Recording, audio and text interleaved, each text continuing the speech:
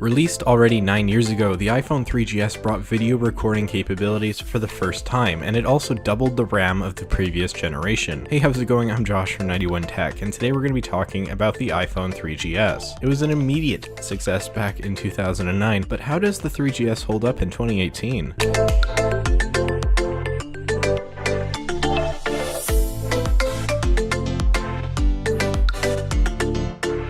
Before we get started here, I'll briefly mention that I do have a Twitter and Instagram, and so if you want to go follow me over there, that'd be pretty cool of you. But enough of that, let's get started. The iPhone 3GS shipped with iOS 3 and is upgradable to iOS 6, which is what you'll find on the vast majority of 3GSs today. Interestingly, it's extremely easy to downgrade to iOS 4.1, and if you have an early model, you can even downgrade further. However, I don't have an early model, and they are quite rare, so don't expect to be able to go past 4.1. We'll get into this a little bit more later, but for now let's talk about the design of the iPhone 3GS. It has a plastic back and a stainless steel frame, giving the phone a very premium, although odd feeling. It's uncommon now for Apple to use plastic materials for their phones, but back then it was the norm. The plastic feels really nice in my opinion, and the phone is very grippy, which is always good. It's a very glossy plastic, and I think it looks really nice. It came in two different color options, being white and black. I personally prefer the black. Black also seems to age better for what it's worth. One design flaw with the plastic of the iPhone 3GS is its tendency to crack and scratch, and it's very hard to find a 3GS in perfect condition. Mine is pretty decent, although it does have a small crack by the dock, which is probably the most common place to find abrasions. The phone is curved, which sets it apart from all of Apple's newer phones, and it makes it very comfortable to hold. There is some considerable heft here, and the phone is fairly thick, but considering the age, I'm willing to give it a lot of passes. Overall, I like the design of the 3GS. It isn't perfect, but it does the job, and although it hasn't held up the best over the years, it has a real neat look to it because it's so different than any other iPhone we see today. Moving to the display, the 3GS really starts to feel dated. It's sized at 3.5 inches and has an awful resolution of 320 by 480 and pixel density of 165 pixels per inch. You can see the pixels, and that's the issue here. The screen just does not look good. Apple's Retina display wasn't introduced until the next year with the iPhone 4, and this is very obvious while using this device. Things displayed are not crisp. Everything just looks a little bit blurry, and for some reason the display has a crazy blue tint when you tilt it away from you. Again, this was in 2009, so we do need to take that into account. No other phones had significantly better displays than this at the time, and if anything, it just makes me appreciate the iPhone 4's display even more. The phone has a 1220 mAh battery, which sounds pretty bad, but remember the phone doesn't have a whole lot to power. However, because of the age of the phone, it's unlikely you'll find one with a decent battery anymore, but if you did, it would last you the day just fine. Camera-wise, the 3GS is a beast, or at least it was for the time, with a 3 megapixel camera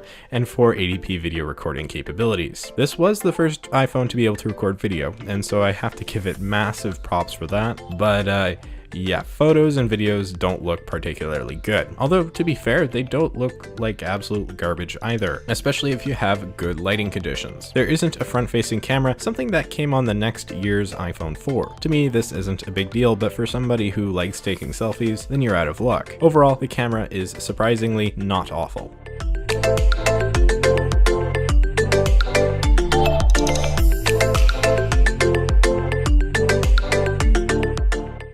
This right now is being filmed on the iPhone 3GS in beautiful 480p. Yeah, looks great. Love it. Beautiful.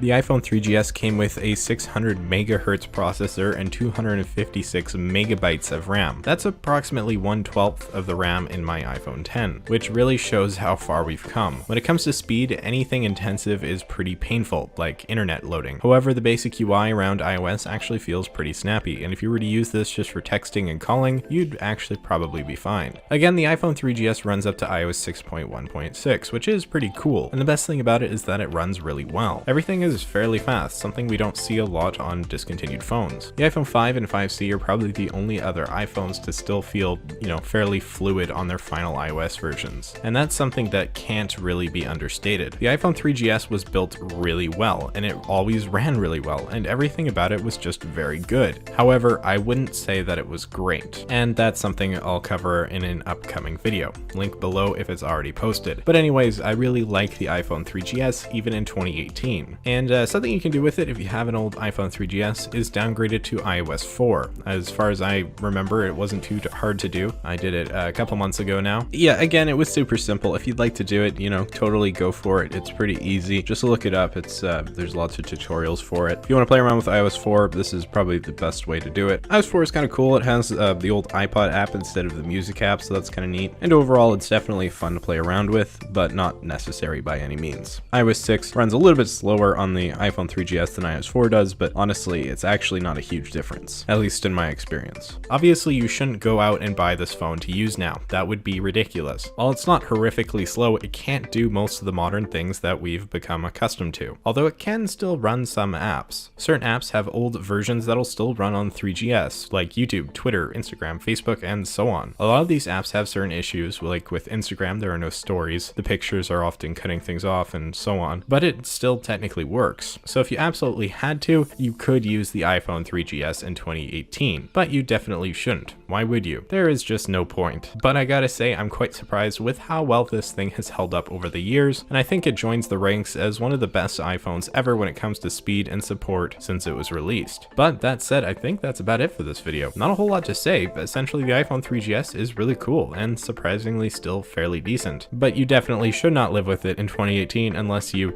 well, just do the bare minimum. And that was a lot of bears, and that should really exemplify how strongly I feel about this. Thank you so much for watching, I really do appreciate it. If you found this video helpful, make sure you hit that like button and consider subscribing for more content just like this. Follow me on Twitter and Instagram, links below, and with that all being said, make sure you watch out for an upcoming video or two on the iPhone 3GS. I'm really looking forward to playing with this thing just a little bit more. Thanks again for watching, guys. I'm Josh from 91 Tech, and I will see you all next time.